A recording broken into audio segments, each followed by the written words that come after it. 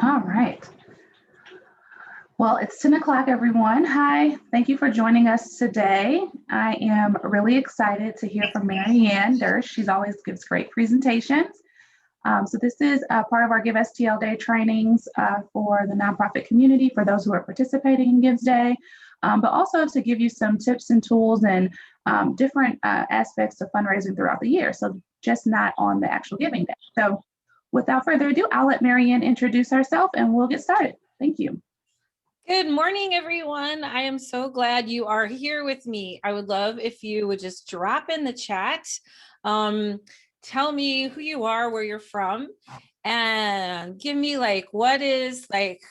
if you can say briefly, just tell me what drew you to this topic. Maybe share a fundraising fear that you have or other people have. And I just would love to get a little bit of input of what drew you here today. And Emily is thank you, Neosha. And Emily is here. She's going to monitor the chat for me.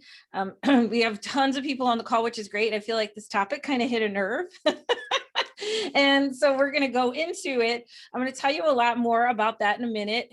And I'm going to tell you a lot more about me in a minute. First, I want to tell you that this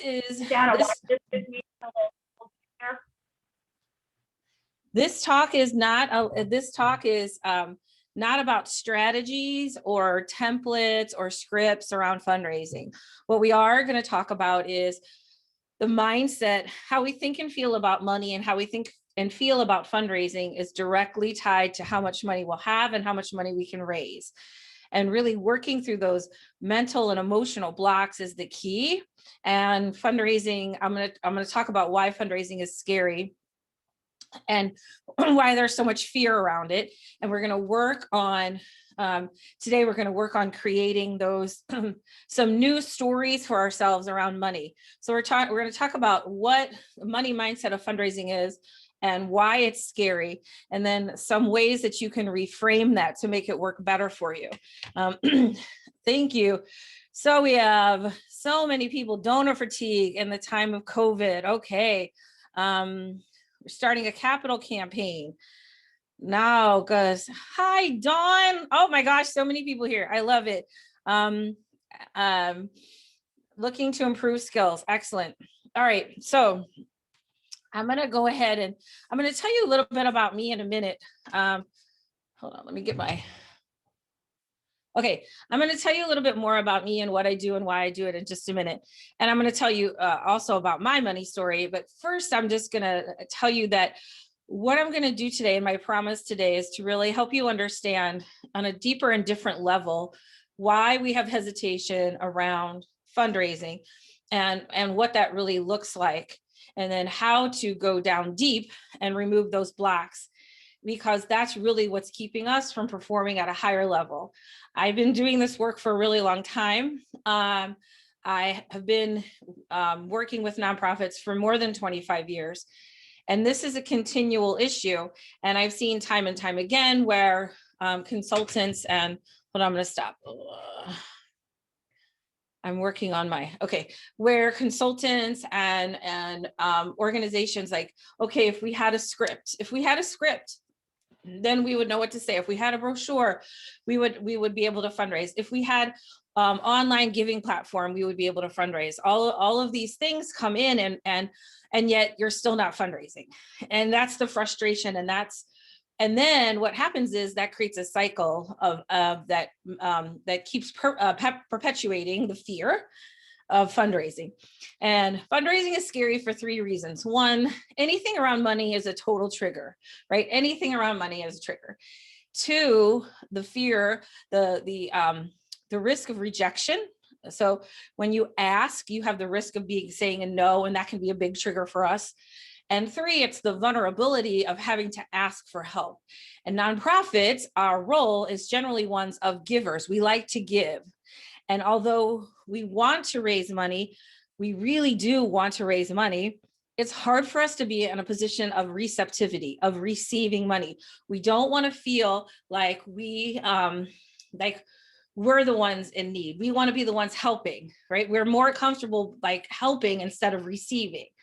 And so those three things combined create create sort of what I call the trifecta of fear around fundraising. So we're going to look at today, we're going to look at some different scenarios. This is why I asked you to oh, hi, Maria from Justine Peterson. They're my people. Okay. That's why I'm going to give some scenarios, and that's why I wanted to ask you some of your hesitations. I'm going to give you today 5 different scenarios around why we say we can't fundraise. And we're going to go a little bit deeper into why those things come up for us and where those blocks are and what's really going on. Okay. So a lot of my work is not here. My work is down here, like getting down into what's really happening and looking at those mental and emotional blocks so we can clear them out and really start working. Okay. We got people still pouring in. This is being recorded. I'm going to keep going. I'm going to share my screen for a little bit. So you want to make a bigger impact, right? Anybody wants to make a bigger impact, you can wave. Yes, we want to make a bigger impact, right? We want to do more. Now, to do that, you need income, right? You need money. You need money to do that. And to get the money, you need what I call influence. By influence, I mean getting people you have no authority over to do what you want them to do. So, and there's a lot of people in your life that you have no authority over that you really need them to do what you want them to do. A lot of people. And so our ability to be influential creates our ability to raise money. And in that influence of getting people to do what you want them to do assumes 2 things. One, that you have value, that you have something to share, that your organization is worthy of investment, no matter the circumstance. We're going to get into that in a little bit. And 2, that you want to be of value to others so that they will be of value to you. And a lot of times in fundraising, we feel like we need to pitch and sell and convince. And I can tell you that that is what creates more and more of those fears, is the need to constantly pitch and sell and convince. I got to ask, I got to get. And influence is the art of getting people to buy into. One of the things I'm going to say to you that I feel like is so, so important, so everybody dial in for me right now, is people love to buy and they hate to be sold. And what makes fundraising hard is when we feel like we have to sell. We have to sell.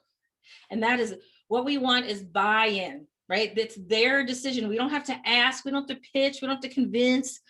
We have to show them. We have to understand who they are and what they value and align that with our mission and our values, of course, in an honest and authentic way. We don't want to square peg round hole it, right? You've probably been in those scenarios. You know, maybe somebody said, oh, like make that grant fit. And I was like, oh, it doesn't feel very good. It comes from a place of misalignment. So we want to be in alignment with who we truly are. And when we create authentic relationships based in trust, we don't have to ask. There's no more pain and pressure because we don't feel like we're pushing. We're helping people, guide them to the best decision for them. And that's really the core of this work. Okay.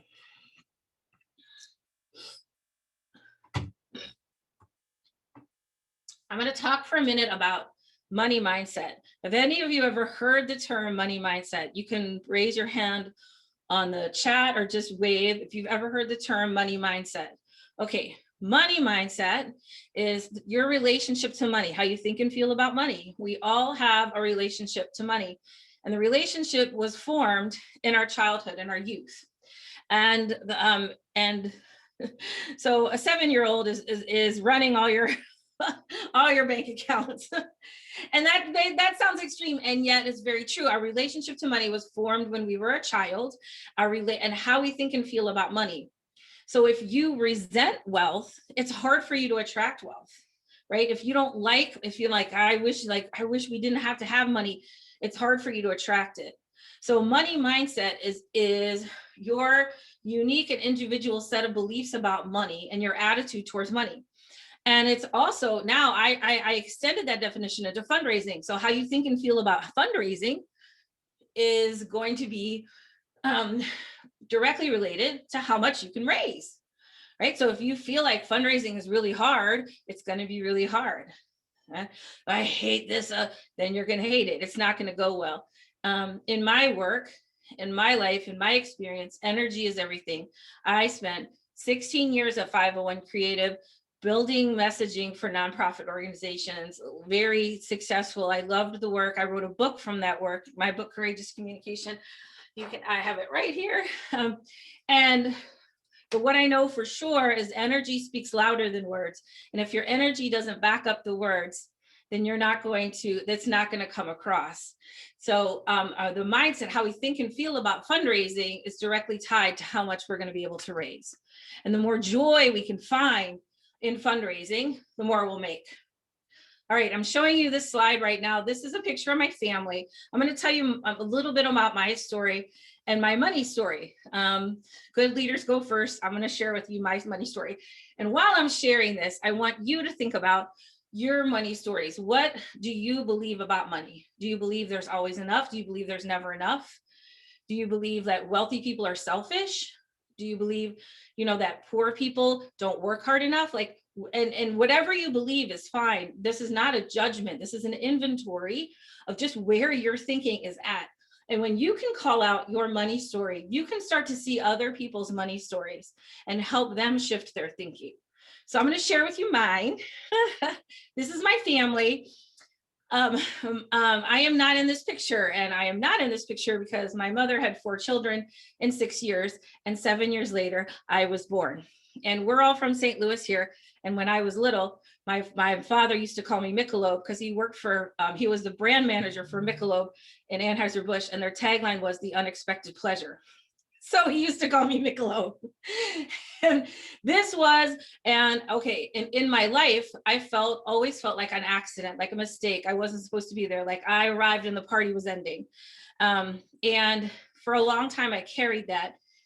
And I felt, okay, I'm here, right? I'm here. And I'm going to have to perform here in order just to be equal because I feel less than. And so I'm going to have to be better than everyone else. I'm going to have to be bigger and brighter and bolder just to prove that I can hang, And so I lived with that story for a really long time. And this is what I call my first case of forgiving, my first direct mail appeal. This is a letter that I wrote to my family when they were having pizza and I had already gone to bed and my mother wouldn't let me get out of bed. It was past my bedtime. Now you can see here, now I'm going to tell you, this is hilarious. It's not fair that I get pizza. You get pizza and I don't. I want you to know I'm upstairs suffering, just in case everybody's clear. But you love your dear, sweet, lovely, pretty, dignified, kind, warm-hearted daughter, Maryanne. Oh, and it's not funny because I knew they would laugh. Anyway, so this is very much how I felt as a child. Everybody got stuff and I was left out. And like I said, I carried this inequality with me, and it did a couple things for me. First of all, it created a deep sense of empathy in me because I felt like I knew what it felt like to be left behind, and I became sort of like a natural performer. Like, well, if you won't pay attention to me, I command you pay attention to me, and both those things turned out to be big assets in my life.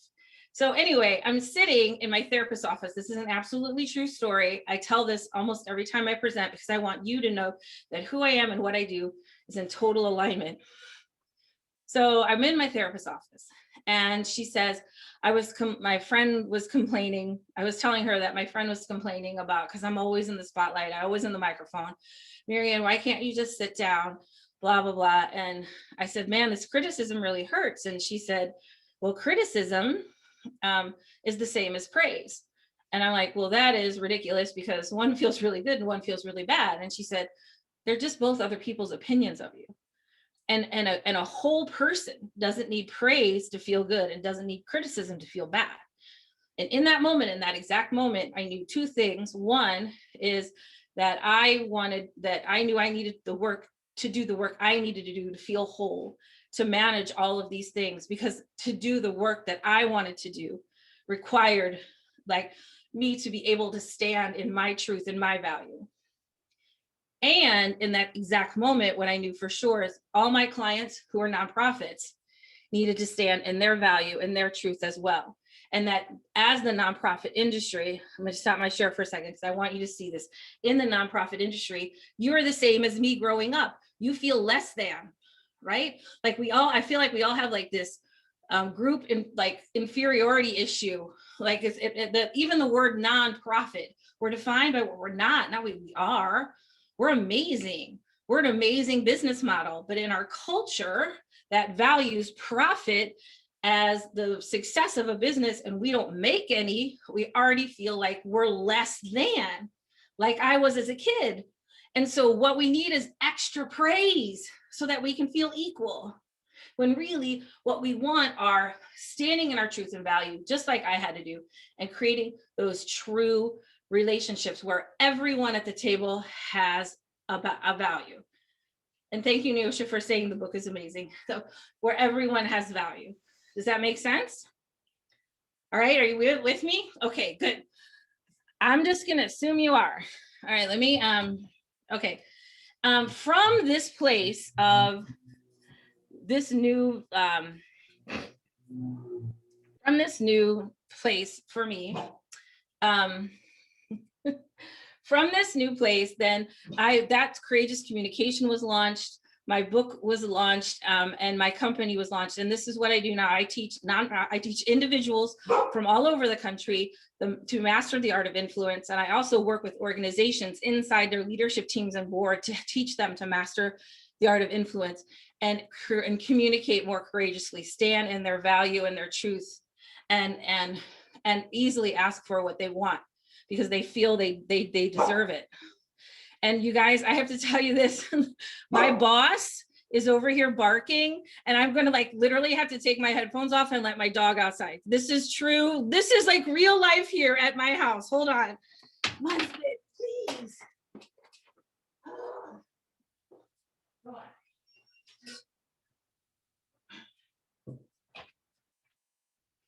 on.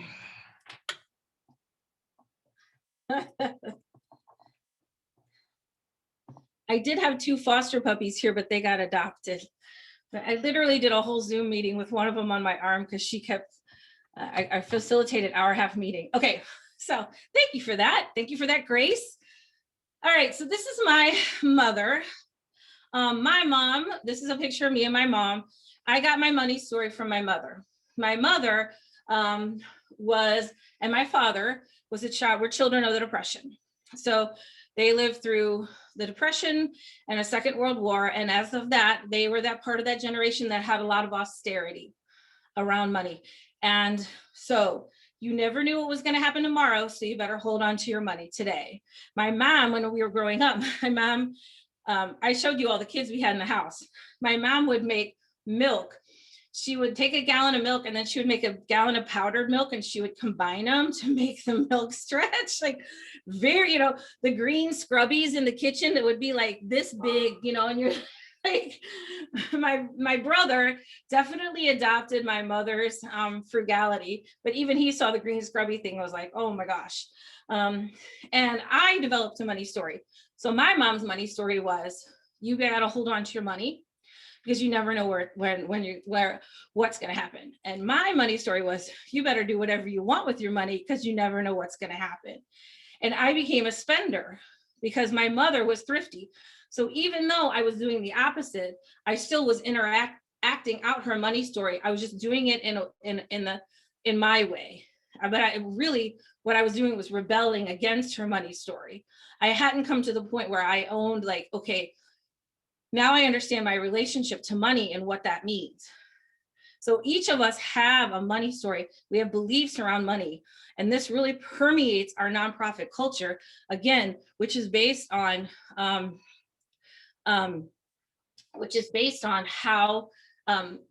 like how we think and feel about money. We don't want to look fancy. We don't want to look not fancy. It's like all of this, like we're trying to meet everyone's money story need. Like, oh, what if people think we have too much money? Oh, what if people think we don't have enough money? Oh, what are people going to think about what we have and what we don't have, instead of standing in our own value and owning our own money story, right? Okay, so I'm going to share a little bit more about that. So the time is now to do this, and I'm so glad you're all here today because we've got some work to do, people. Our world is complicated. we had a belief that time is constant and time is linear and conditions are constant. And we know now that's not true. It was never true. Time is a cycle and conditions are always shifting, always shifting. And our ability to manage shifting conditions and not wish for constant, just know that, man, we're just going to be rolling on these seas. This is just what life is. We're just in a cycle of change and growth instead of wishing for stability. And in this cycle of growth and change, there's been a lot of heartbreak. And who's going to clean this mess up? Who's going to, corporations? No. Government? No, it's us. We do it all the time. This is our industry. This is what we do. And our ability to serve at maximum capacity is more important than ever, absolutely more important than ever. So that's why the time is now to really think about, how can I release these fears and blocks? How can I serve at my highest and best capacity? I feel like in this moment, in this age, we're all called to just step up one more level, right? Just like dig down deep and see what's in there and like pull it out, just pull it out for everyone. All right. So this is, I feel like, what most of us think about fundraising. Makes me want to cry. And in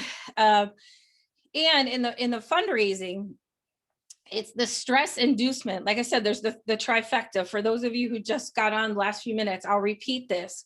The trifecta of fundraising is, hey, open. The trifecta of fundraising is that money is a trigger, right? And our money story triggers us. 2, that it's the risk of rejection. So we have to put ourselves out there. And 3, the vulnerability of receiving, of asking for help. We're really good at giving help. It's harder for us to receive help. And then opening ourselves up to the reception and being worthy of receiving. And those are the 3 things that really stress us out.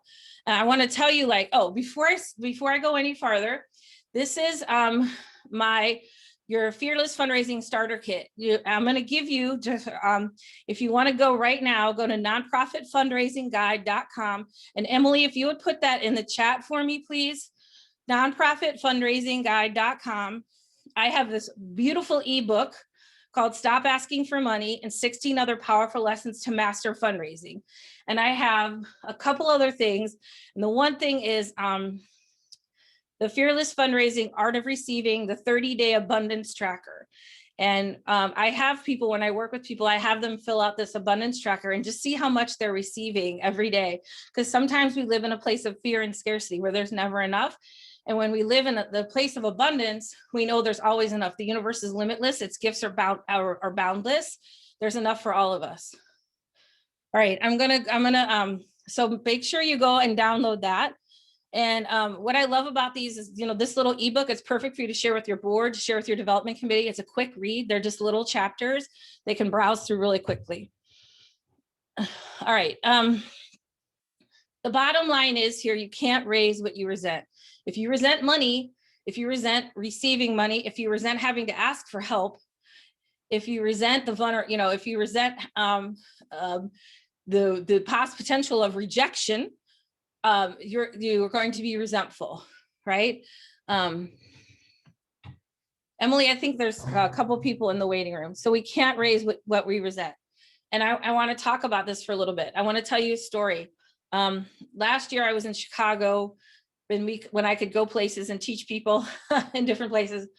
And I was coaching this group of 28 nonprofits. So they all provided trauma-informed care in the Chicago area.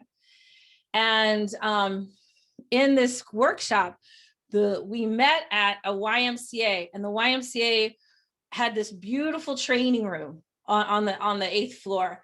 And it was lovely. It was this like very calm space, like really high tech. And we're assembling, a workshop, and people are filtering in, and I'm chatting with people. And this one woman comes in and she was like, well, I guess they have money. And I didn't say anything at then because she wasn't ready, but I just put that in my back pocket. And later, inside this context of this conversation, I said, tell me about when you walked in here and you said they have money. She had a resentment towards this organization that had money. or she felt like they had money, right? It looked too nice. It looked too fancy. What are they doing with their money? Look at this. And so when we went through and we tapped in a little bit, what she told me, and like I said, this is what I do. This is when we tapped into it, she realized that she had a money story that you had to struggle and suffer in life to do good. Like if you were comfortable, you weren't doing, like if you were gonna put good in the world, you had to struggle and suffer. And if a nonprofit was taking care of themselves or doing well, that was out of alignment. That was wrong. And guess what? Guess where she worked for? A nonprofit that underpaid their staff, right? That felt like you had to struggle in order to do good. And we're in this YMCA, which me not knowing, just from seeing their money story, is probably like, the better we do, the more we can light you up. Right. And so when I do well, when I pay my people well, when we're happy, then we make other people happy. We're the model for the change we seek. So when I say, oh, I want you to do well, but I have to suffer in order for you to do well, that's when we become resentful of money and resentful of fundraising. Because now I'm saying, oh, okay, I got to suffer so you can have more. And really that's a money story that we tell ourselves. Because if you look at different organizations, I remember many years ago, I went on a tour when Big Brothers and Big Sisters first opened up their new offices. What was that, like 15 years ago? It's been a while. And I remember going on a tour with Becky Hatter, and she said, well, some people say our offices are too fancy. And I just say, our kids and our staff deserve the best. And she stood in that value of what she created, that it's okay to have a pleasant office. It's okay to pay your staff well, like this, and so this idea that we have to struggle and sacrifice so that we can, like I said, we have to struggle and sacrifice because that makes us noble, that makes us better, so that we can play on the same playing field. All right, are we with me? So these are some of the money stories that our organization carries, and we can't raise what we resent. And I'll tell you one more quick story. I was working with someone and they have a smaller organization, under $300,000 a year budget, went to a big fancy gala. And he said, man, I don't know people who can drop $5,000 or $6,000 a night. Like, this is crazy. I just felt so uncomfortable. And so we talked about why you're uncomfortable around the wealth. And it's like, and he's like, because he felt like he was a have not and they were haves. And then he immediately kind of got triggered and like, how could I ever raise this much money? Who would ever give me our little scrappy organization this much money?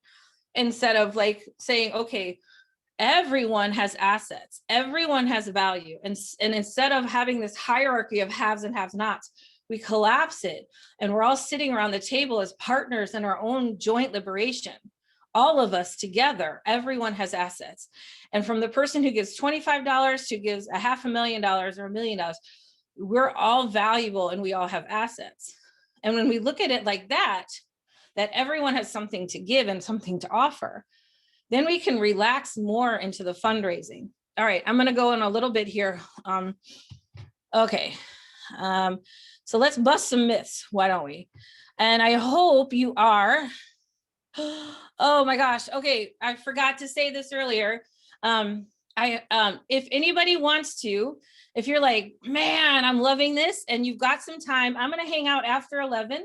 I'm going to be on for 30 minutes. Anybody wants to stay, ask me more questions, share their money story, help, give me, or if you're unsure of it and you want me to help you figure it out, you just want to listen and learn some more, I'll be here after 11. So anybody wants to stay, just hang on and you'll have more time to answer questions and maybe go a little deeper. Okay, so it's easier to raise money with events. Now, this is a money story that organizations tell themselves. And why do we have events? So I feel like a lot of times we have events and like, give me a wave if you think this is true. You have events because it's easier to like throw a party and pay for the party and ask people to buy a ticket than to ask for money. because what we know from data is that donors really don't need events. What they want is to feel recognized. They want to feel a part of an organization. They don't necessarily need events to do that. And I think the gift of COVID showed us that we can definitely raise money and we don't need a fancy gala to do it. Now, there are benefits to a fancy gala. I'm not saying they're not. And yet it does not replace the real work of relationship building. And what I learned is from some of the people that I coached is not all the right people weren't always in the room. So you have the gala and you have the sponsor table and you have and all the sponsors now, like, well, they don't want empty seats at the table. So they're just filling the table with people. And these people aren't necessarily committed to your cause or even interested in your cause. They just didn't want the ticket to go to waste. And in that, you're thinking, are the right people in the room? Now, some events, the Foster Adoptive Care Coalition has an event called Hope in a Handbag. It's like one of my favorite things to do. Of course, I didn't do it this year, but it's like 400 women and about 2,000 purses, and there's bars and dancing, there's a DJ, and it's just like my favorite thing. And in that event, I probably less than 10%, although don't quote me on that, but I know it's a small number of people who actually are repeat donors to the organization. Now, these ladies come and, and they buy a bunch of purses and they spend a bunch of money, but they're not necessarily committed to the cause. They like that they're spending for charity, but they're not necessarily committed to the cause. Because like, say foster adoptive care would say, hey, you know what, we're kind of done with this. We're going to will this event. We're going to pass this event on to another organization. Those ladies would all still come. Right? They would all be, because they want to support a charity and they want their handbags. So, and they're not necessarily committed to the cause. Now, some events can where you are fostering stewardship and you have people committed to the cause, but it's really important to know the difference and to know that it's not always easier to raise money with events. In fact, galas cause a lot of burnout.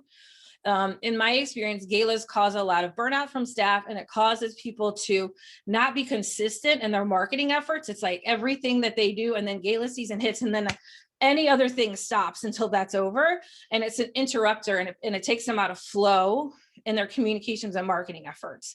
And there's a lot of downside as well as upside. Just being in general that you can raise money without events. It's about owning your value. It's about forming strong relationships. I'm going to talk a little bit more about that later. Okay. It's wrong to ask for money during a crisis. How many people went through this? It's wrong. We can't ask for money. We're in a crisis. This is wrong. This is so wrong. Right? Yes, it does matter that they buy and give. Yeah. This is wrong. All right. We can't, did anybody get that? There's no way we can raise money during the Corona. And if you that was your experience, like, let's give me a wave or show me your hand on the thing, because I know a lot of organizations were like, oh, this is wrong. We can't ask for money. This is wrong. Okay, now let's step back and look at that belief. What does that mean? Why is it wrong to ask for money during a crisis? What we're saying is, well, we can't possibly ask for money when so many people are suffering. And that assumption, then the other underlying assumption is, by asking for money, I'm going to add to suffering. And so that is a belief around fundraising, that your fundraising is a burden and that it burdens people. Are we feeling this? Like, we're feeling this, right? Like, fundraising is a burden. And if people are already struggling, I'm going to make them struggle more. Now if we look at the data, the actual facts tell us a different story. The facts say, if you stop asking for money, you'll stop raising it. The facts say during 2008, when our last crisis hit, the organizations that kept asking for money survived, and donors wanted to give to the best of their ability. And in fact, when people stopped asking, donors felt a little used. Like, wait, this is the only value I have. You don't care about me now that I don't have as much money. So we know that data, and yet we still believe it's wrong to ask for money. And listen, last year, if you cut it off in March, if you weren't back in the game by April, this wasn't about the coronavirus, right? This goes way deeper. Now, the story that I want you to tell is, like, fundraising is a gift. Fundraising is a gift. It attaches people to two things they need the most in a crisis: their power and their purpose. Their power, meaning, what they have to give, their assets, their money, in this case, their money, or their volunteer hours, or their gifts, whatever they have to give, and their purpose, which is the legacy they want to leave. And when we can help in times of chaos, it makes us feel like we're part of the solution. And I started a podcast, The Influential Nonprofit. And I had Melanie Sheets from Foster Adoptive Care Coalition on. They had their best fundraising year ever last year, by the way. They served way more people, way more deeply than they ever have. And she was telling me that last year they had like 4,000, they gave away close to like 4,000 kids in foster care. This year they assisted 11,000 families with clothing. And they would say, okay, we need shorts, size 12 boys. And the donors would be lined up outside the door. Here's my clean press in a bag, just like you asked for, size 12 shorts. They'd let them sit for 72 hours, inventory everything. The exact next Saturday, here come the families getting the stuff in their trunk, this beautiful cycle of giving.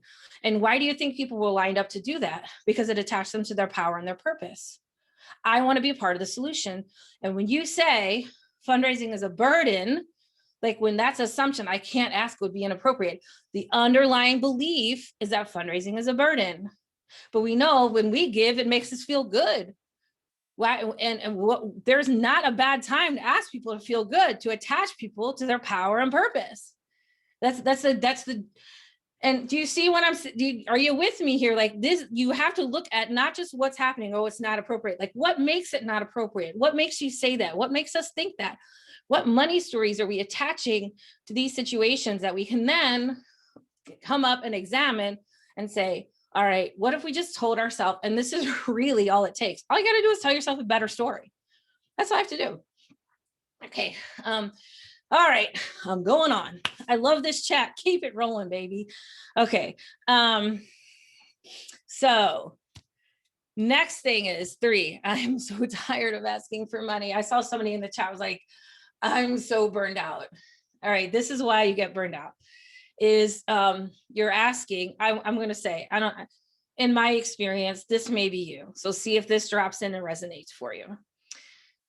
You are confused. You are what I call working on fantasy relationships. In my book and in my work, I teach people, you don't have to convince people to care about your organization. That is not your job. You do not convince people to care. Your job is to find like-minded people who share your philanthropic heart. Our philanthropic heart is deeply embedded in us as our money story. It's formed in childhood, just like our money stories. So like, guess what I am, you guys? I'm a rescuer. Why do you think I'm a rescuer? Because I always felt left out. I've fostered 200 and something dogs. My kids are adopted out of foster care. I've had a boy living with me for almost 2 years. That's not even my kid. That's another story. If I'm going to tell you about that, we're going to have cocktails. So like I'm a rescuer by nature. And those are the organizations I gravitate towards.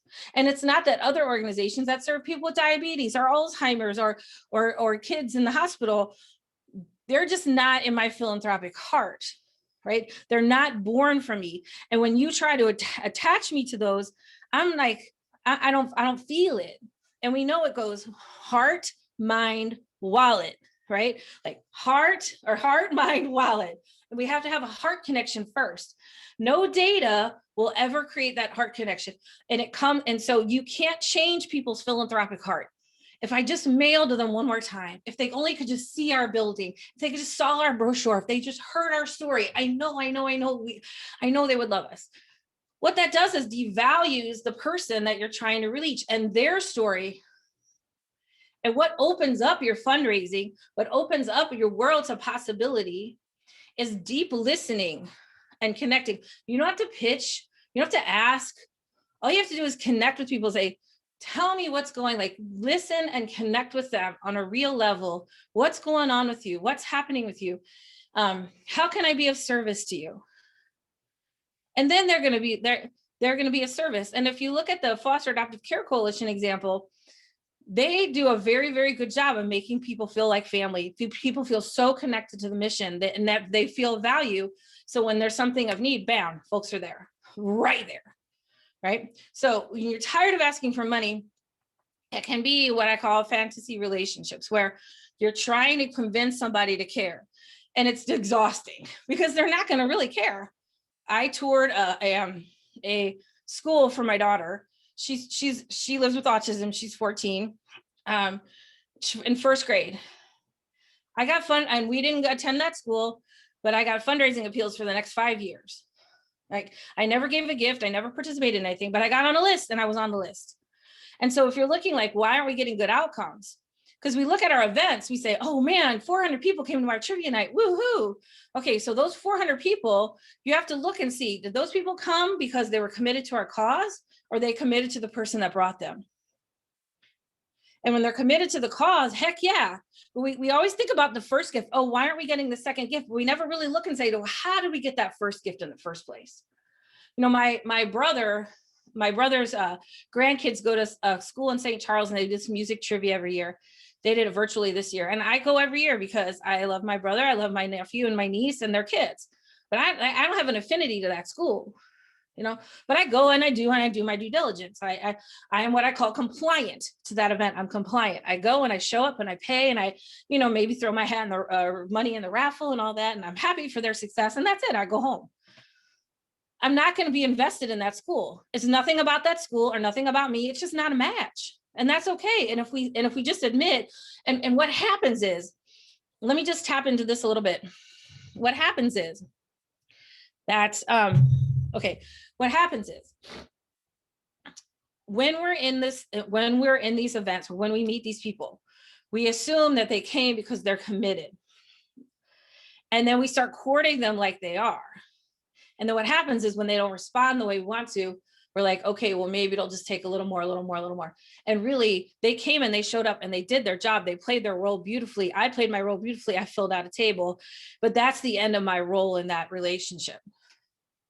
So we're not going to confuse committed for compliant, and committed are two different things. And when you can be like honest about the nature of the relationship and say, okay, the reason that we want to capture all these people is because we're afraid we're not going to find any more. Like, I got to get these 400 people to get more money out of them, because where am I going to find more people? And so it's that scarcity mindset that says, got to get this guy. I got to get these people because I don't know where the rest of them are coming from. Oh my gosh. In an abundant mindset that is rooted in this idea of influence, I know, hey, if you're not right for us, that's okay. All that means is the next person that's making room for the right people to drop in, right? When I relieve myself of the people on my email list that don't respond, that haven't responded, and I can just I make room for the right people to drop in. You know, money is a flow. Money is a flow. And sometimes we treat money like a stagnant pond. We have to hold it all here.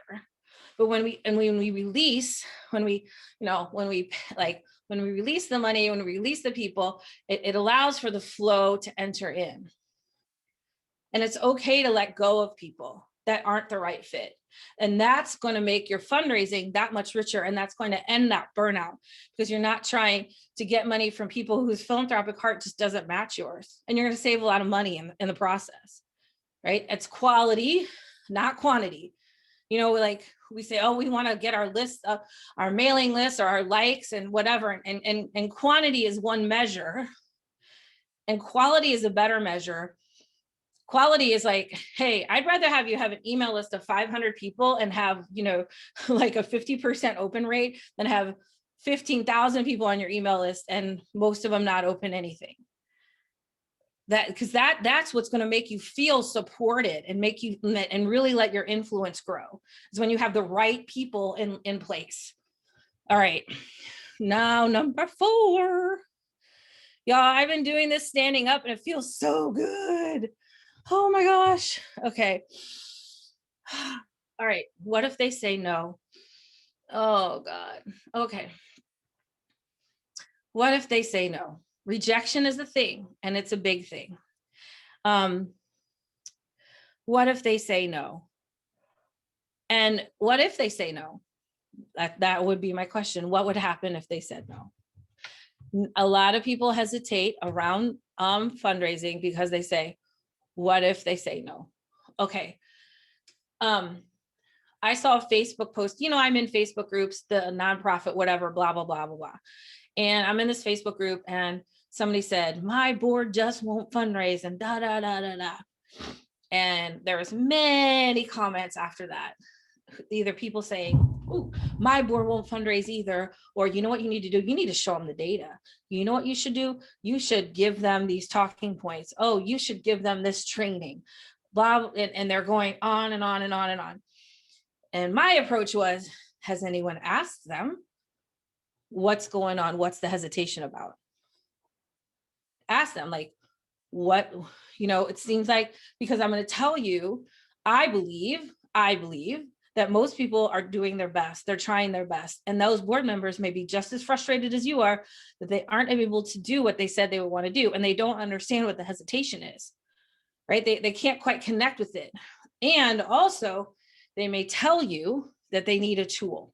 They may say, oh, Laura or Peter or Neosha, I had a brochure. If we had a brochure, we could totally fundraise. If we knew what to say, we could go in there and make the ask.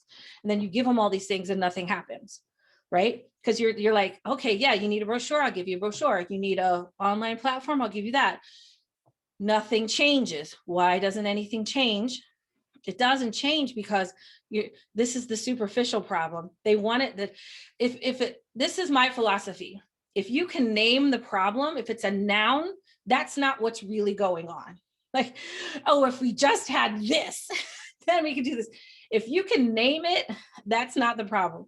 The problem's down in a little bit deeper, and it's most likely rooted in their fear of rejection. I'm just saying most likely, not always. That could be a big thing. What if they say no? And feeling ineffective or rejected is a huge trigger. That was the first slide I showed you, without feeling rejected, ineffective, or pushy, right? It being ineffective or rejected is a huge trigger for people because it stirs up feelings of guilt and shame. And our bodies will do anything we can, our brains will do anything it can to avoid feelings of guilt and shame. And so when in this Facebook group, all these people are like, give them this, give them that, give them that. I'm like, maybe we could tap into what the hesitation is, what they feel like the rejection is. Like, and you can't say, oh, are you afraid of feeling rejected? That's not it. So tell me more about the hesitation, because I know you want to do better. I know, and then we can tap into, okay, and they might say no, and that's okay. And again, and then now you can share with them the philosophy of, hey, that's all right if they say no, because that wasn't our people. Now it's going to give us a chance to go find our people. When we step into that abundance and that power of like, hey, like I might invite you to join me for something. And I always tell people all the time, whatever you decide is okay, because it's true. You're going to be okay. He's going to be okay. Everybody's going to be okay. In fact, we already are okay. It's okay. And when you come from this place of desperation, like when you're approaching that donor and you're like, God, I need this gift, please give me this gift. They can smell it. It's just in the air. The energy is like, oh, there's some tension and no one wants to talk about it and no one can name it, but everybody knows it's there. And now they're already feeling sold, even though you haven't tried to sell them anything yet, but they're already feeling the pressure. And so what I teach people is how to have a fundraising conversation that's rooted in where you set the stage for the conversation, where you're like, hey, listen, here's what I'd like to do. I'd like to tap into what your philanthropic goals are, share what our needs are, and see if there's a fit, and whatever you decide is okay. Now I'm going to say that again. This is just real quick. So just like perk up the ears for a sec. What I'd like to do is to hear all about you and your philanthropic goals. I'll share my organization, and then we'll see if there's a fit, and whatever you decide is okay. And the person will be like, okay, yeah, that sounds good. And automatically I've relieved the pressure because I told them whatever they decided was okay. And in that, now, what if they say no? Well, it's already okay to get a no. We get that. It's just part of asking. You know, it's what they call guerrilla marketing. You know, the more no's you hear, the closer you are to a yes, right? Like, no, I had a job coach. She's like, keep going on interviews. The more no's you hear, like if you stop hearing no's, you're definitely not going to hear yes, right? No's are just part of the game. It's just part of it. And also being sensitive and empathetic to the people, especially board members who may be kind of spreadsheet people. They may be, you know, they may be, you know, the systems people and the lawyers, and like there may not be relationship builders and deal makers. That may not be their scene, and you're putting them in that situation. So, and having empathy for them that they're doing their best, and instead of showing them data or trying to convince them, or one person even said, just kick them off. Let's get somebody else. Okay, let's have some empathy for them and to support them in their journey, knowing just meet them where they're at and help them move forward. And this involves having a deeper level of conversation than you may be used to, you know, and really tapping into, but with love, like, okay, what's the barrier here? Let's get into that. Okay, how can we put things in place to help you? And you know what? My board would rather write a check than help fundraise. How do I heal them? Oh, Charity. Oh, okay, Charity, I hope you can stay after, because I would love to talk with you about that. So by writing a check, they're absolving themselves of the risk. And actually, we all do this, right? Like, hey, let me hire this consultant so I don't have to think about that anymore. So there's some, I would say at least they're writing a check before they absolve themselves, but let's, oh gosh. And I see in the chat, we have a virtual happy hour forming soon around all this. Okay. All right. Last one is, I feel guilty asking for money, especially now. Has anybody heard this? Like, oh, I feel bad asking for money. This is different during a crisis. Like I have the crisis up there, but I feel guilty. Like it feels weird. All right. So I feel guilty asking for money. What this means is we have a concept called comparative suffering. And Brene Brown talks about this a lot if you follow Brene Brown's work. Comparative suffering means like, I can't feel good about myself because someone else is suffering. I have conversations with nonprofit leaders all over the country, Canada, everywhere. And sometimes they say to me, so, well, how's it going? How's everything going? Well, actually, we're kind of doing really well. And it's like they're ashamed. Like, well, don't tell anyone. We're actually successful. Like, I said, why do you shout it from the rooftop? Stop feeling guilty about your success. You know, like, because that what that doing is saying, oh, but I know so many nonprofits are hurting, so I don't want to say anything about my success. And that is that comparative suffering. Like if empathy were a pie, like if I take my slice, then there's less for you. When really empathy is a muscle. And also I can hold space for my success or my struggle and your struggle. Like I can be happy that I got a new job and also be sad that you lost your job during the Corona. Like I can hold space for both those things, right? And I can ask people for money without knowing, because I know that we need to do well, you know, and I'm going to respect their choice. Because when I don't ask, I make an assumption, and that assumption is you're struggling. And they may not be, but they get to decide. Give them the sovereignty of their own money story, their own experience to decide for themselves. When we decide we're protecting people, we're protecting them from what? Have we feel guilty? It's like, oh, I want to protect them from them having to say no and them feeling rejected. What? They give them the sovereignty of their own decision. That's so important, that we allow donors the sovereignty to make their own choices about what is right or not for them. And that not making that decision for them by not asking for money because it makes us feel guilty. That's our trigger, not theirs. Right? Okay. Okay, so what I want to share with you is, I'm going to stay on for a little bit. Let me check the time here. Before do this, let me get some questions. Let me stop my share. I'm not sharing. So let me just get some questions. Emily, do you have some questions? And I see Robbie has a hand up, but Emily, do we have any questions? I'd love for you to jump in. Let me see here. From Valerie, my organization experienced an explosion of new donors under $200 since COVID began. Can we expect to hold on to these donors? If so, how can we best steward them going forward? So my first question to Valerie is, I'm wondering how those donors came to you. I love an explosion. That's like such like a beautiful word, like an explosion, like woohoo. So without really knowing where they came from, it's hard for me to know. And how can we best hold on to them? And with my biggest thing is, how can you be of value to them? Right? The stewardship is all about being of value to them. And so I'm without knowing more, how can I be of value to them so they will be of value to me? And so how did they come into this organization?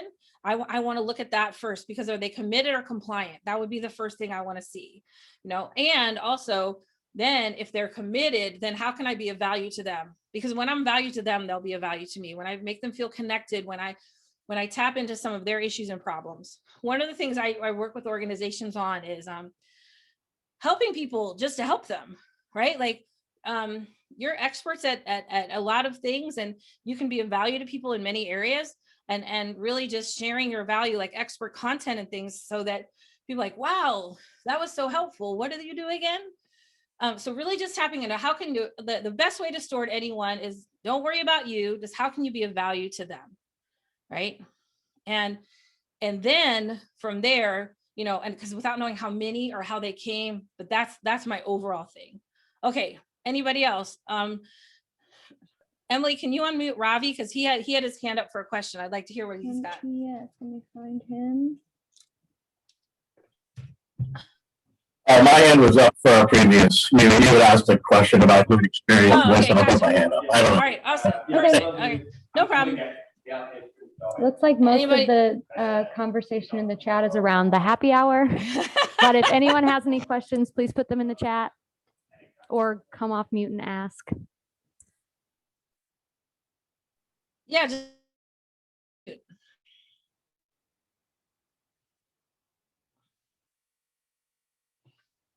What questions do you have for me? Okay. What I want to give to you today is, because you're my people in St. Louis, and I love all of you, that any of you who want to dive in a little bit deeper around your money story, your organization's money story, how to unlock some of these blocks that you have or that the people around you have, you can just go to connectwithmaryanne.com. I'll take the first 12 that sign up. And it's just a half-hour conversation. You know me well enough to know I'm not salesy. I really do want to help. Like the sentence I told you, I'm going to hear about you and give you lots of value. And if I think you're a fit for something, we'll go from there. But honestly, it's totally your decision. I really do want to help. You're going to get a ton of value from this call, just a little bit of one-on-one hot seat coaching. And I love doing it because I just love to like people to drop in with their stuff. And then it keeps me on my toes as a coach. So go to connectwithmaryanne.com, book your time, do it today. There's a lot of people on this call. So if you really want to hang with me, do it that way. And I'll stay on for a little bit. It looks like we have a few more questions in the chat. So for small nonprofits who can't justify spending funds for networking groups, what is the best way to make connections you speak without spending money we don't have for memberships? Okay. Okay. Well, I'm wondering so my first question is, why I want to tap into, why do you feel like you can't justify the money? Because the money is an investment into getting you to the people that you want to reach. So I feel like that's the money story for me, is that we can't justify this expenditure. And so we and so I would really want to explore that, because if the people in these membership groups are truly your people, like I'm going to make that assumption right now, these people are truly your people, then is it worth the expenditure, the investment to get closer to them, right? So let's say that, like, I'm just going to say that. And then second, the best way to make connections is just like I described. If you you say, okay, this is why having a very specific audience profile on who you want to attract is really important, because we need to know where they are. So say you are the Heart Association, and okay, like maybe it's fitness people or people in the heart. I'm just totally making this up. Where could I find those people? Where could I be of value to those people? And like make those connections there. And now you're giving people stuff about heart health and whatever. And they're like, oh, that's so good. Now I want to support the Heart Association because we have that affinity for exercise, right? So it's very important to know who you want to attract, and where that heart relationship, the Venn diagram of your hearts cross over. I just had an image of like two hearts in a Venn diagram. Think that, okay, all right. I feel like I'm always doing fundraising. I realize I'm involved in too many organizations that need the funds, but I am always asking for donations and don't know where to cut it off because they're all important to me. Well, that's a priorities issue. And so there's a couple things that are coming through for me there. One is always doing fundraising. You can actually, and I feel like this is a big issue in our world, is we never cycle down out of fundraising. Like there's never like, we got to go. And then ever, like I was talking about the cycle, there's seasons. Like there's a seasons to our life. We're in the winter right now where we go down and think and plan and plant, right? And there's the spring, there's the growth, and there's the summer, which is or the spring, which is the blossom, and the summer is the growth, and the fall is the harvest. And in our nonprofit world, we just go. We never power down, right? So I invite you to consider powering, like you can cycle out for a little bit and then cycle back in. And again, rooted in abundance, nothing that's meant for you won't come your way because you took a break, because you slowed down for a little. In fact, when you slow down, that's when everything picks up. When you slow down, then you allow yourself the other things in the world to kind of activate. I know I'm speaking like big universal woo stuff right now, but when you slow down, the universe speeds up, and stuff starts to happen and manifest for you all around you. And then when you come out of that, then you're ready and renewed. But it's the constant grind. But I promise you, nothing's that meant for you will miss you if you slow down a little bit. And then also maybe establishing some priorities and boundaries, because what I'm hearing from you, I can't see your thing anymore, your name. Okay, you cannot even connect with Maryanne.com. Okay, www.connectwithmaryanne.com. It should totally work. Thank you. Emily put the link in the chat, but www.connectwithmaryanne.com will work. Try it again. And stay after. And Emily, just put my email in the chat, would you please? Maryanne@maryannedersch.com. And then also what I'm hearing is, I think it was Julia, like the boundaries, setting some boundaries for yourself around, instead of feeling like you're always getting pulled, that's about your boundaries and setting some stronger boundaries around that. And then that's gonna help you resolve that. Okay, now, woo! It is after 11. I'm gonna actually sit down so we can, hold on. I'm gonna grab my chair and sit down so we can mastermind.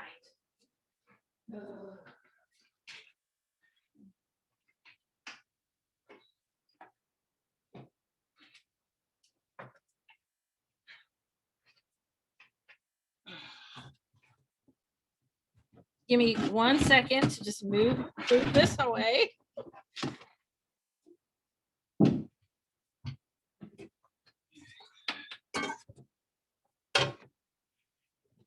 You guys want to know my secret? I set my computer on a trash can. That's my fancy studio.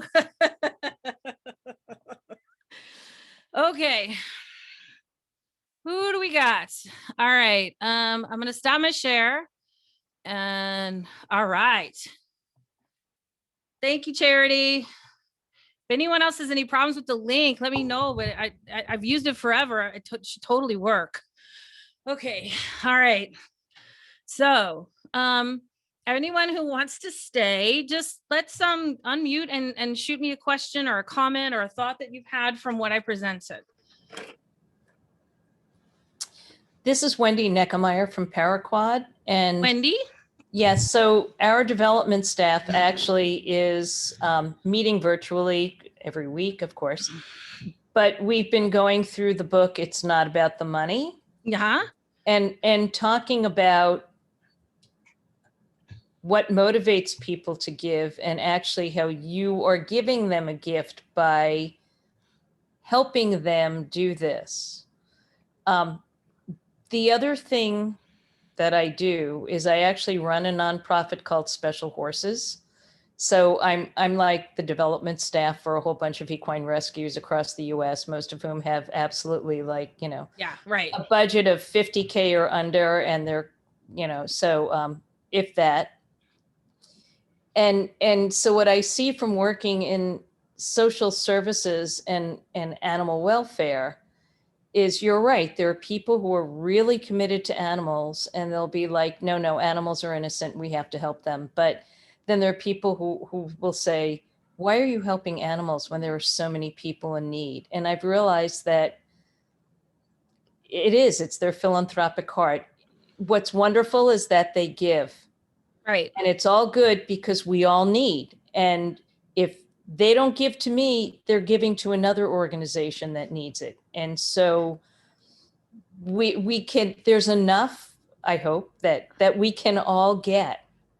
There is more than enough. And one of the things that so first of all, I want to say this. One of the things that I feel like is the big lie of philanthropy is there's only so much money for philanthropy, so I have to get my slice of the pie. And as many, I've said that, and I've said that to potential clients in the past.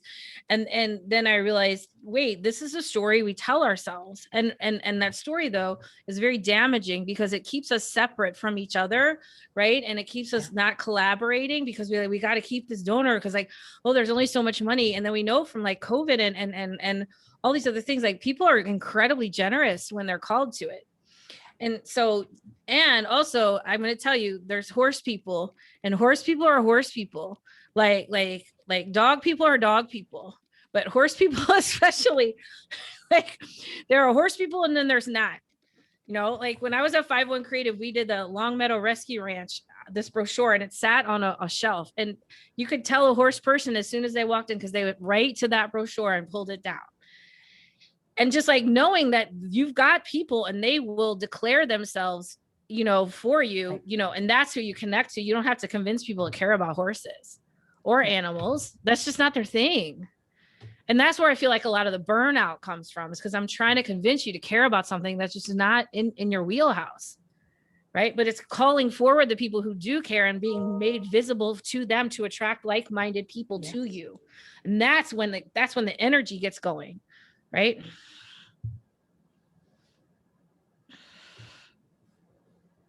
All right. Excellent. Anybody else? Yeah, Maryanne, I have a question. Okay. How do you begin to create that culture at your organization? Okay, you already know that. Go ahead. No, that's it. I mean, I think, you can come in with this, and I really embrace what you're saying, and, it's part of my life, the way I live it, but it doesn't change, how much, business-minded board people and others might, just see it as numbers. And yes. So I'll tell you, there is a way, and second, it doesn't happen overnight. And so when I teach this influence course, that's actually what I'm teaching people to do, is first of all, raise the standards for themselves, and then be able to easily enroll people in their idea, and slowly over time change a culture. And what happens mostly is you try to implement something and it kind of falls. You're like, oh, well, that didn't work. They don't listen to me. And then you kind of stop. And what I teach and what I work with people on is really meeting them where they're at, empathy and deep listening. So and understand. So yes, I do an assessment that helps understand how people think. And, if they're the spreadsheet guys, if they're the, and they tend to be what we would call risk averse, right? I would I'm gonna say like a little bit risk averse. That's their job, is to and then you're like, I want to take this new approach. They're like, that doesn't feel good to me. So it's really saying, okay, how can I make my idea fit their needs? So I have to understand what I call the pains and gains. What are their pains? Like what are they worried about? What are their gains? What is their vision?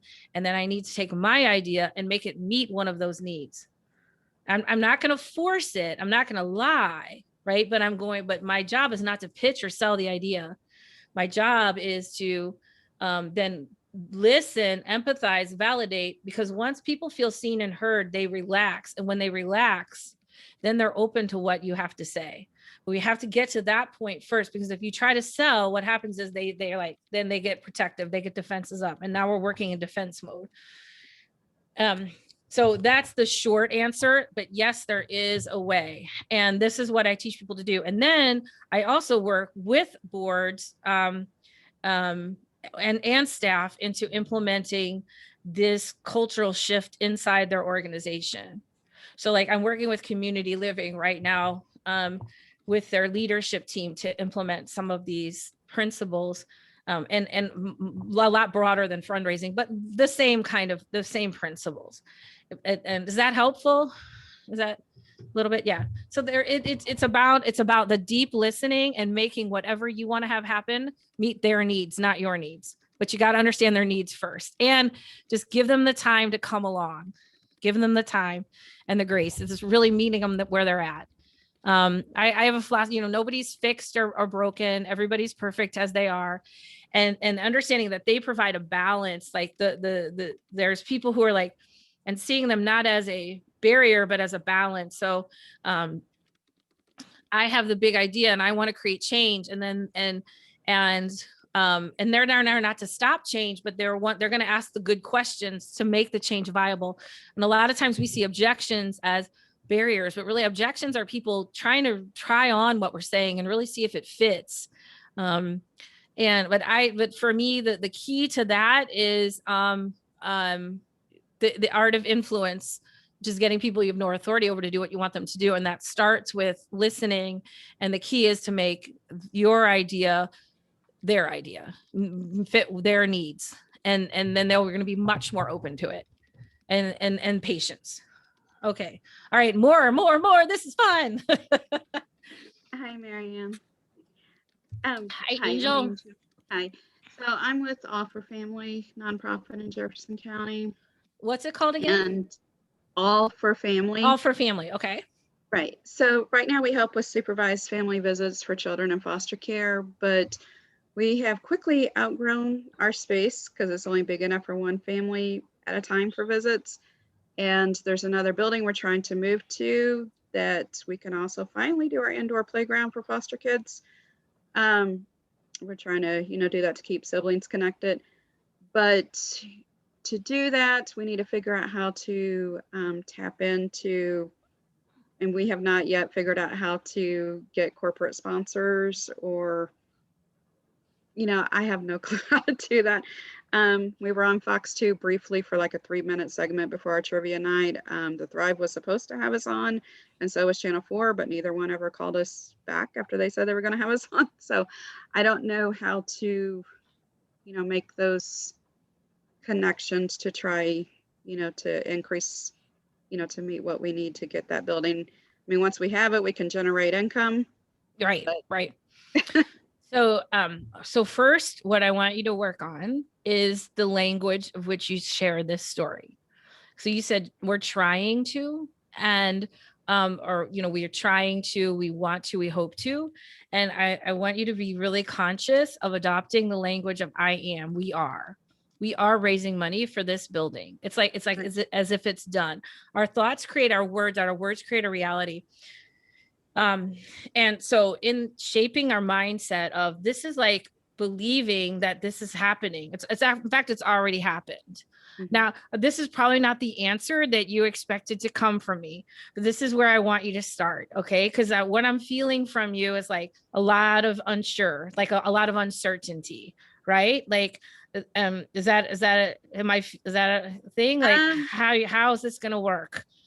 No, I mean, for me, I feel like when you want something bad enough Yes. and you believe in it, then all things are possible. Yay. I Because like we've that. made it this far, and like you, I'm a survivor. I was also a foster youth. So, you know, I have strong passion for this and I'm a believer in it, and I know we're going to get there. It's just the means to get there. Right. And So that's what I'm trying to do. right. And so that's what I want. So that passion that just came forward there, like, that's what I want to come through in your language and how you speak. Like, cause you just said, like, I know it. And then, so just stop, like, catch yourself when we're going to say trying, like, we're trying to do this. We're doing this. We're raising this much money to do this. Like, it's done. Like, tapping into that survivor thing, that determination, and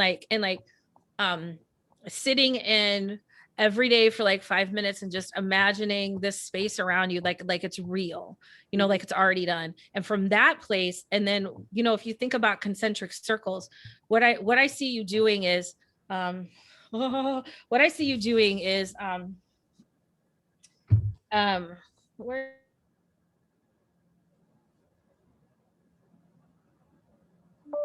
you know, there's like the audience circles, and so there's the people around you, and then they go out and out and out, right, like a target. And that PR stuff, that's pulling people from way out here into you. And how you want to start when you're small is taking the people closest to you and going from the middle and going out this way, instead of that broad-based awareness to funnel people in. That's very tempting because it's kind of sexy to be on TV and stuff, and I get that. You know, I worked with people like, darn it, you guys, I worked with people a long time on getting that kind of coverage. And the thing is, you need a pipeline. So once they see you on TV, what do? Where do they go? How do you capture them? You know, do you have a way to get them on your email list? Do you, and so you have all this stuff, but you have to have a pipeline built. So the better way to do it is to start from who you know, and then work your way out and building those relationships that way. And then once you get some momentum there, yeah, like I look at it like this, like you're growing a garden. Excuse me, you're growing a garden. You're growing this garden of wealth and stability. And first you got to plant the plants and allow them to grow, to attract the people, right? And so like if donor dollars were butterflies, and you're creating this garden, you know, then instead of chasing butterflies, like you grow the garden and they come to you. So you're growing this garden to attract people to you. And you can grow it from the top up or the bottom down, or sorry, from the bottom up or the top down. I got to get my hands to match my words. So we're growing it from the bottom up, and that's where you want to start, is from the bottom up. Then when you get that established, then you're going to go out and do that PR stuff. But it's really about taking those people that you know and just starting with who you know, and then working your way out from there.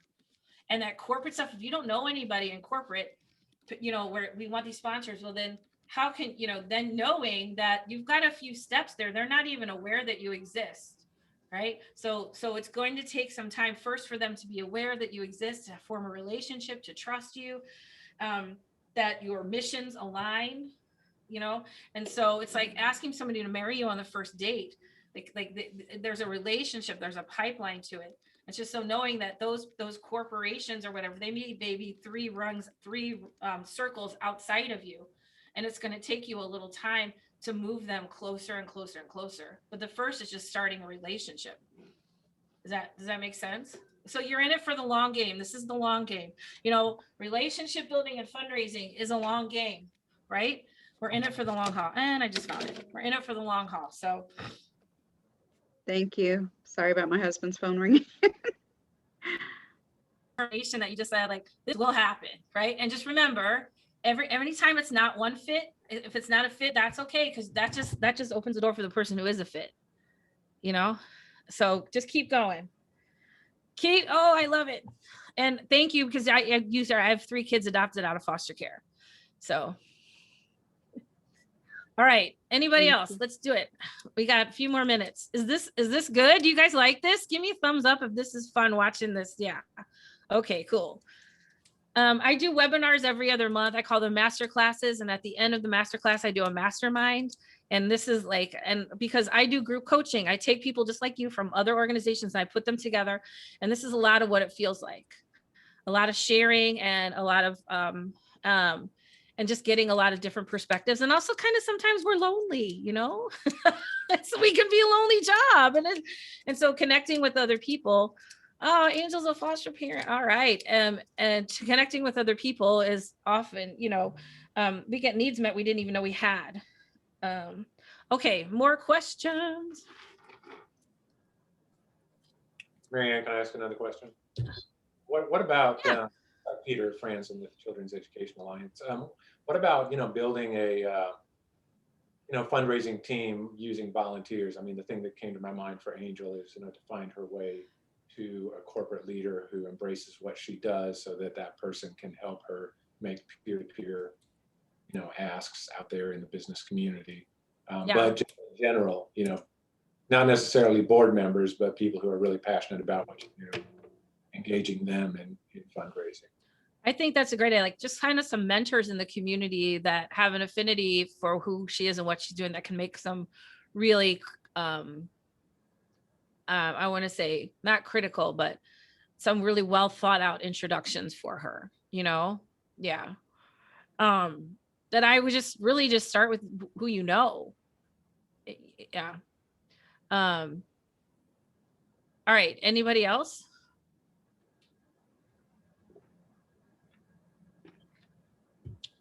Who else is on the call here? Looks like there's a question in the chat. What questions? Can you hear me? Oh, there you go. Yeah. Hi, this is Charity. I have a question though. Two questions actually. So I'm helping one group, but I'm redoing this for another group. And my first group doesn't know anyone, so what's their best approach?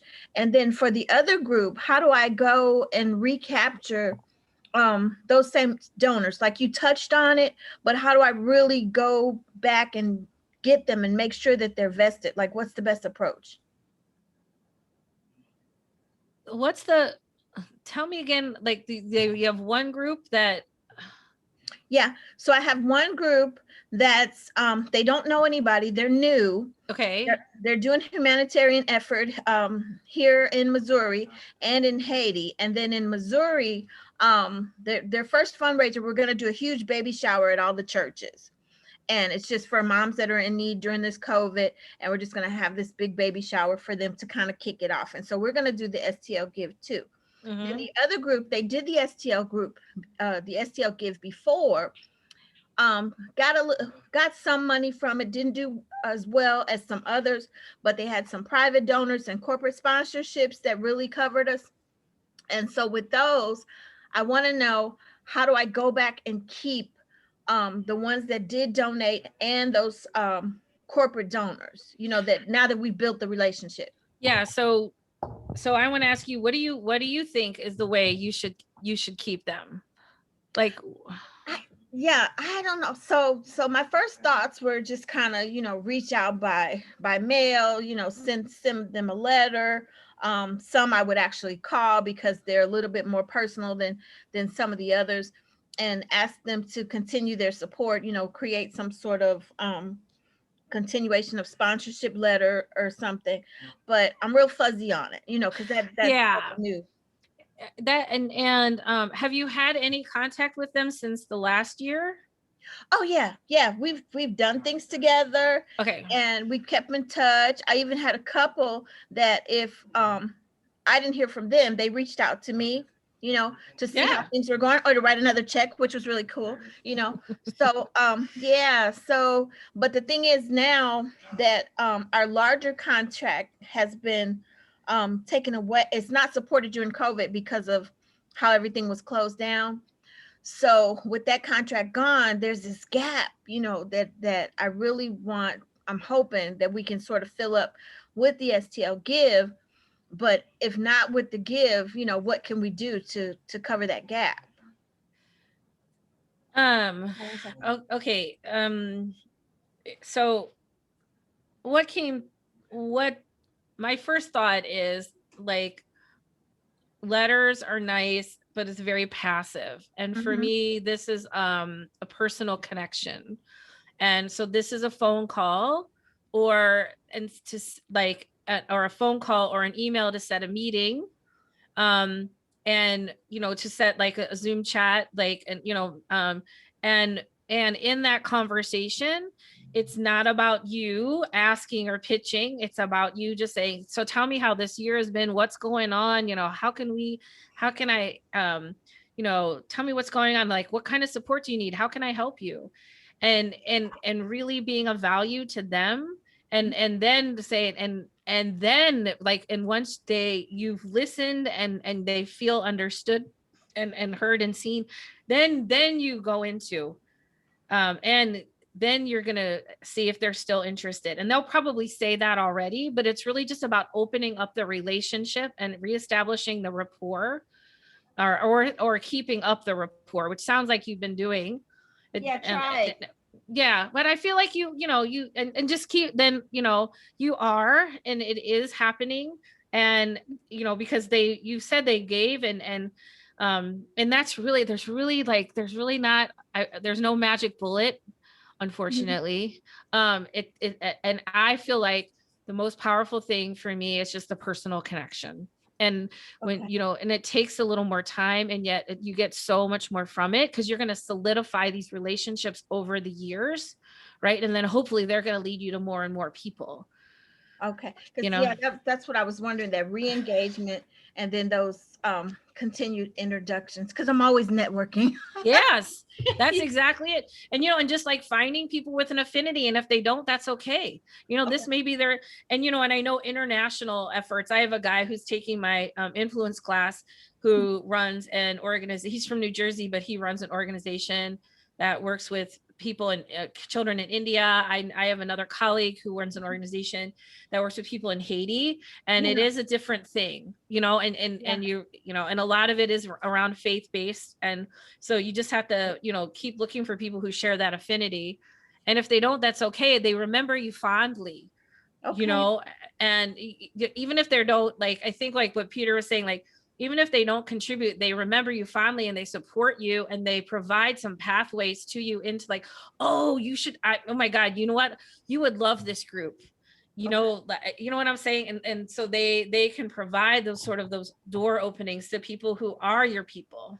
Yeah. And I'm interested in that one in Haiti too, because my older cousin was actually helping me with the humanitarian effort in Haiti, and she's died of COVID. So I'm left without a mentor, right?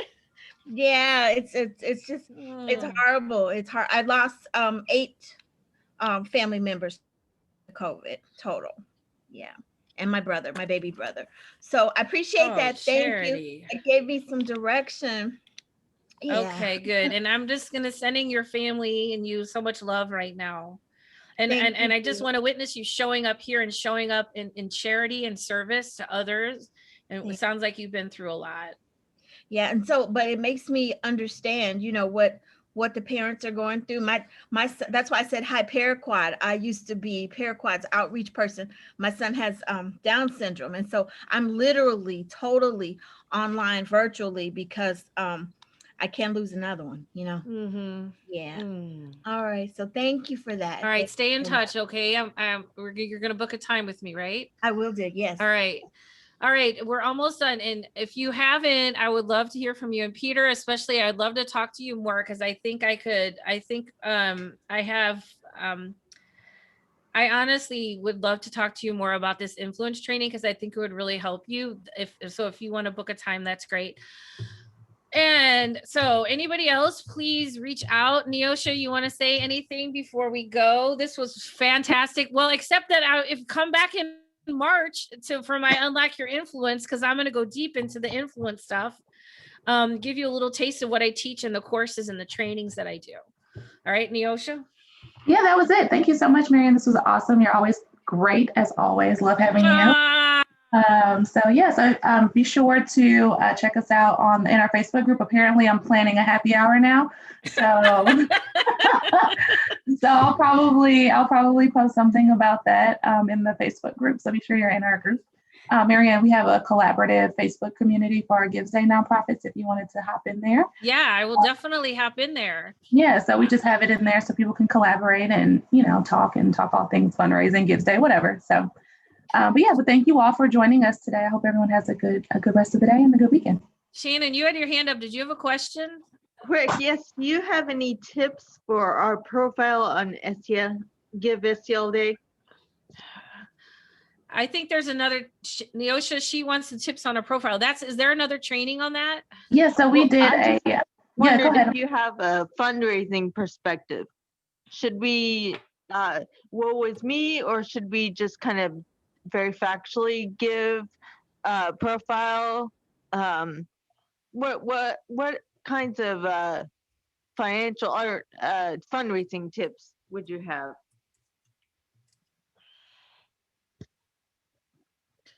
So that's not like my wheelhouse. I think Neosha is the person to talk to with about that. Okay. And I think what you're saying, there is a training coming up that can go, or maybe you could set a time offline and you can help you a little bit more. Yeah. Send me an email. We can walk through some of those steps. We kind of walk through some of that in the initial training. But if you would like some more support, just feel free to email me. Yep. Yeah. Okay. Yeah, we'll drop the link in the chat for you. Okay. All right, guys. Thank you. Thank you all. It's been a privilege to be with you, and go out there and raise some money, bust through those fears. All right, Thank see ya. All right, Bye. take care. Bye.